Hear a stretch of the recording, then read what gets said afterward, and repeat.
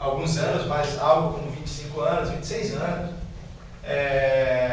até começarem de novo as negociações, começarem conflitos que vão perdurar aí por mais uns 10 anos, até 1750 eles terem que fazer de novo, redigir de novo um tratado, que foi o Tratado de Madrid. Então é importante a gente lembrar que é questão de saber que é uma região de conflito, é região importante econômica para os dois, e que pelo Tratado de Utrecht estava sob posse de Portugal. A Espanha, obviamente, não ficaria contente, né? Vamos pensar assim, pô, claro que não ia se contentar. Então, isso gerou conflitos que foram se prolongando até em 1750 ser necessário um novo tratado. Agora, esse de Madrid é o mais importante, talvez. É o mais importante, porque ele definiu princípios que foram depois utilizados nos posteriores. O de Madrid, em 1750, olha esse carinha aqui, chamado Alexandre de Gusmão, é tido como o avô da diplomacia brasileira. Tanto que ali no Itamaraty tem o busto dele em frente ao busto do que é o pai da diplomacia brasileira, que é o Barão do Rio Branco, né? Que leva um nome, né? Do Rio Branco ali e tudo mais. Esse é o avô da diplomacia brasileira.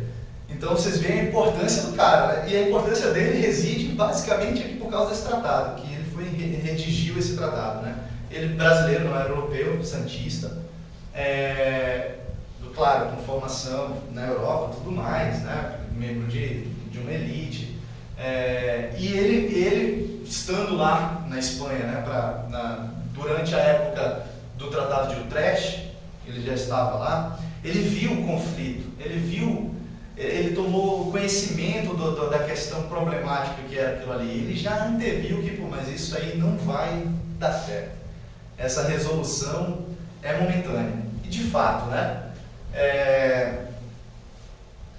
Os conflitos foram se prolongando a tal ponto, né, ali nas guerras, ali naquela região mesmo, pela posse da colônia, do Sacramento, que em 1750 então chegou, né, um pouco antes, levou algum tempo para eles definirem tudo, mas chegou aí a um ponto em que diziam, não, a gente precisa dar um jeito, vamos fazer um novo tratado. E aí qual é o princípio importantíssimo definido pelo Alexandre de Gusmão nesse tratado? É esse aqui, é um princípio do direito romano, um direito muito antigo, um direito tradicional, chamado princípio do uti possidetis. Nada mais é do que a posse efetiva da terra. A terra pertence a quem a possui de fato. De fato. O que isso quer dizer? O que isso quer dizer? Que a gente tem que respeitar aquele tratado antigo de Tordesilhas?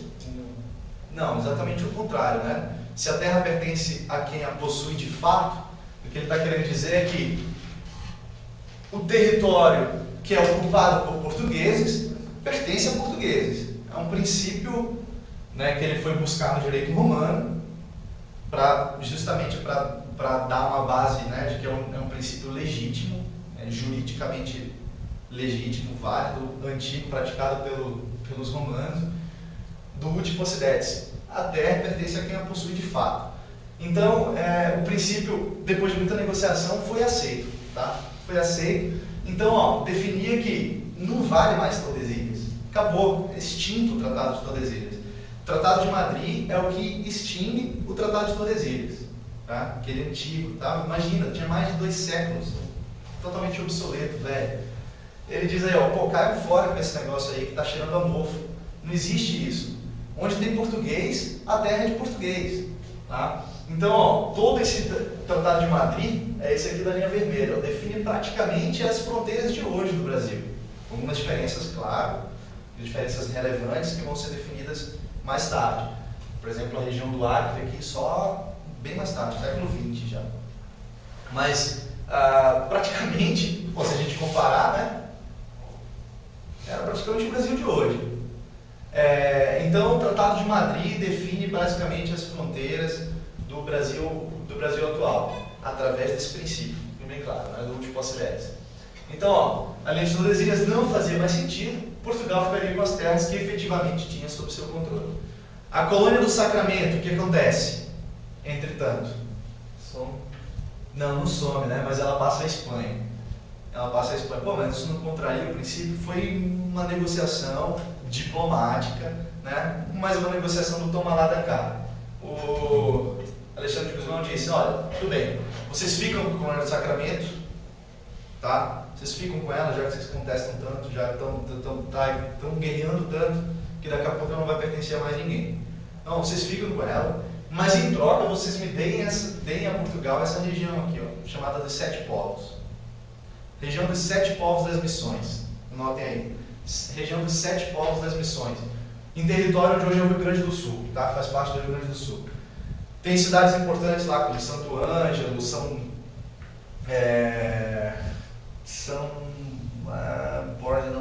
Miguel das Missões, são vários santos. São sete cidades, né? Eram 7 colônias, chamada região dos Sete Povos das Missões. Missões por quê? Eram missões jesuíticas. Foram colônias, foram assentamentos, foram vilas que foram se tornando mais importantes, que foram criadas por jesuítas. Jesuítas de onde? Tanto de Portugal quanto da Espanha, mas principalmente da Espanha, tá? A gente tem que lembrar, é uma região contestada e aqui tinha muito espanhol aqui, muitos jesuítas espanhóis, também portugueses, mas jesuítas espanhóis principalmente. E aí, o Tratado de Madrid diz, tá, Colônia do Sacramento para a Espanha, 7 povos para Portugal. Tá? Uma região rica mineralmente, 7 povos para Portugal. Foi aceito, tá? Foi aceita. E aí, ficou tudo em paz? Não. Isso deu origem a uma guerra chamada Guerra Guaranítica. Guerras Guaraníticas na região. 2 anos depois, né, da assinatura do tratado, estourou a guerra. Guaranítica por quê? Alguém arrisca? Os índios guaranis, né? Exatamente. Os índios guaranis. E os índios guaranis, eles queriam o quê? Eles estavam do lado de quem? Espanha. Logicamente, se Portugal ficou e deflagrou guerra, né? Então, porque... basicamente porque... Só que assim, a gente não pode dizer que os índios... É que está o nó da questão. Os índios, eles não estavam lá ao lado da coroa espanhola, não necessariamente, tá? Eles foram, inclusive, incitados pelos jesuítas espanhóis para resistir àquilo, mas o que eles estavam reivindicando era o seguinte: quando Portugal ficou de posse dessa região aqui, dos 7 povos, ela expulsou os jesuítas de lá. Ela expulsou e ela queria, ou seja, todos os aldeamentos, essas 7 vilas e outras, né, iam ser esvaziadas. Os jesuítas e índios que residem nessa aldeia, que são índios, né, fazem parte do aldeamento, índios aldeados, dão esse nome mesmo, índio aldeado, faz parte de uma aldeia criada pelos jesuítas, aprendem a cultura, aprendem coisas da cultura europeia, mas ao mesmo tempo que preservam coisas da sua... Eles não são escravizados, eles viviam num regime relativamente coletivista, tá? Coletivista, em que a produção era posta em comum e tudo mais, e ao mesmo tempo eles recebiam essa enculturação, né? Eram catequizados e tudo mais. Foi uma experiência histórica interessante de ser analisada, uma experiência fantástica, inclusive essa, né?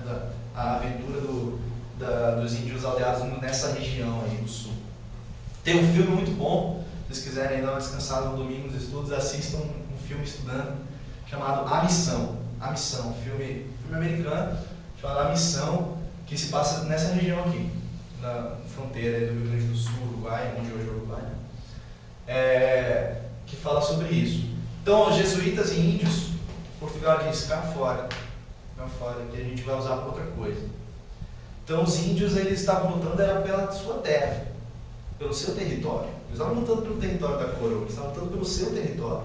Eles diziam exatamente isso: essa terra pertence a nós, estamos aqui no Senhor, estamos aqui há muito mais tempo que qualquer um de vocês. Então, não queiram expulsar a gente daqui. Eles queriam expulsar eles para o outro lado do rio. Está vendo que é a região, né, do rio aqui, o Rio da Prata? Eles diziam, vão lá para o outro lado do Rio da Prata. Tá? E aí ele deflagra essa guerra. Foi uma guerra que durou em 4 anos e teve uma enorme matança de indígenas. O principal líder foi esse cara aqui, um indígena chamado Sepete Araju.